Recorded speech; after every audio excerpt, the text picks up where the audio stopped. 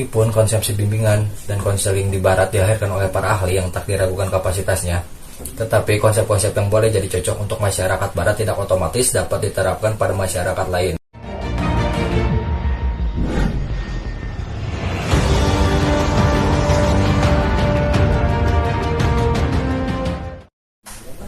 Assalamualaikum teman-teman semuanya dimanapun kalian berada. Apa kabar semuanya? Selamat berjumpa kembali dengan Fadli Muhammad Yusuf di sini. Dan pada kesempatan kali ini kita akan mencoba membahas tentang salah satu teori BKI Barat dan Islam. Sebelumnya perkenalkan dulu, nama saya Fadli Muhammad Yusuf, jurusan Bimbingan Konseling Islam kelas 3 BKI A, Fakultas Dakwah dan Komunikasi UIN Sunan Gunung Jati Bandung. Oke, langsung saja kita bahas tentang materi. Baik, kita akan membahas salah satu teori BKI Barat dan Islam. Tapi sebelumnya kita akan membahas tentang BKI dulu. Bimbingan dan konseling sebagai profesi pertama kali lahir di Amerika pada awal abad 20, yaitu ketika Frank Person membuka klinik di Boston untuk memberi pengarah kepada para pemuda memperoleh pekerjaan yang sesuai. Pada tahun 1950-an, bidang ini mengalami perkembangan yang sangat pesat. Bukan hanya dalam bidang pekerjaan, tetapi menambah pada bidang-bidang pendidikan, rehabilitasi, ke rumah tangga, penanganan tindakan kriminal, kenakalan remaja, juga di sakit, pabrik-pabrik, dan bahkan di rumah sakit militer. Meskipun konsepsi bimbingan dan konseling di barat dilahirkan oleh para ahli yang tak diragukan kapasitasnya, tetapi konsep-konsep yang boleh jadi cocok untuk masyarakat barat tidak otomatis dapat diterapkan pada masyarakat lain. Masyarakat lain misalnya kesulitan menerapkan prinsip-prinsip bimbingan dan konseling barat di lingkungan masyarakat Islam disebabkan oleh falsafah hidup yang berbeda. Oke, di antara lainnya, yang pertama ada jika masyarakat barat memisahkan negara dan agama masyarakat Islam maksudnya tidak mengenal pemisah yang sebenarnya antara agama dan kehidupan, antara masjid dan lapangan kerja. Bimbingan dan konseling di masyarakat Islam harus berdiri di atas prinsip keterpaduan antar agama dan kehidupan duniawi.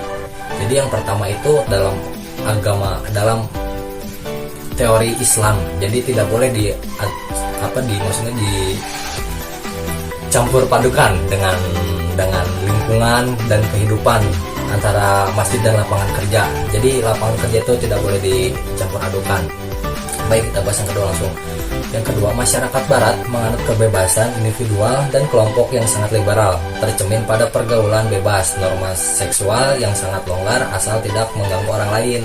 Sementara masyarakat muslim sangat menjunjung tinggi kesucian perkawinan, kehormatan wanita, berbakti kepada orang tua yang sudah renta, dan mengagungkan nilai-nilai akhlak. Iman dan takwa masyarakat Islam tidak mengenal kebebasan individual dalam arti sebebas-bebasnya, karena dibatasi oleh norma-norma tradisi, agama, dan akhlak. Masyarakat Muslim masih menjunjung tinggi prinsip-prinsip berbakti kepada orang tua, seperti sopan santun sosial, dan tradisi keagamaan. Yang ketiga, banyak hal-hal yang di barat dipermasalahkan, tetapi pada masyarakat Islam justru hal itu diharamkan. Misalnya, contohnya nih ya, seperti perjudian, perzinaan, gay, menyakiti orang tua, boyfriend itu atau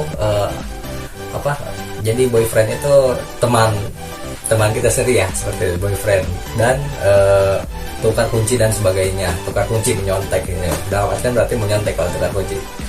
Yang keempat nih, yang terakhir, pendekatan bimbingan dan konseling yang dilakukan di Amerika sendiri menunjukkan kegagalan seperti yang tercermin dalam angka statistik yang dikutip oleh Dr. Abdul Rahman Isawi dan Sarwan Kecemasan Alih-alih Sosial Amerika Serikat menyangkut masa depan generasi mendatang.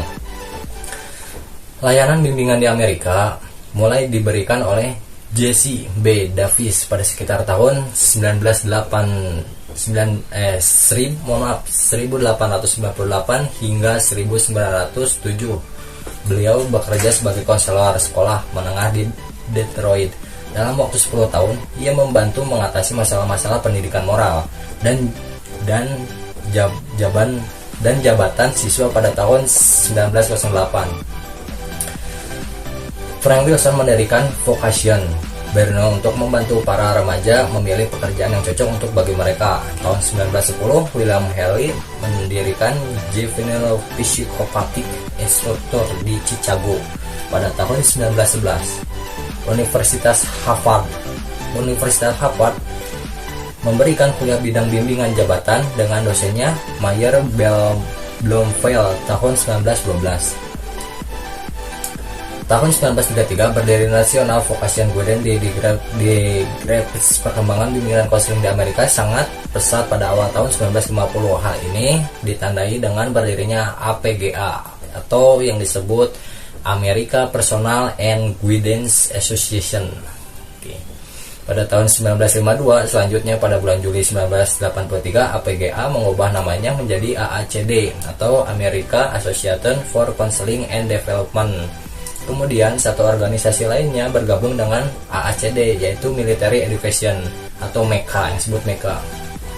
Dengan demikian, pada saat ini AACD merupakan organisasi profesional bagi para konselor di Amerika Serikat dan 14 divisi organisasi khusus yang tergabung di dalamnya.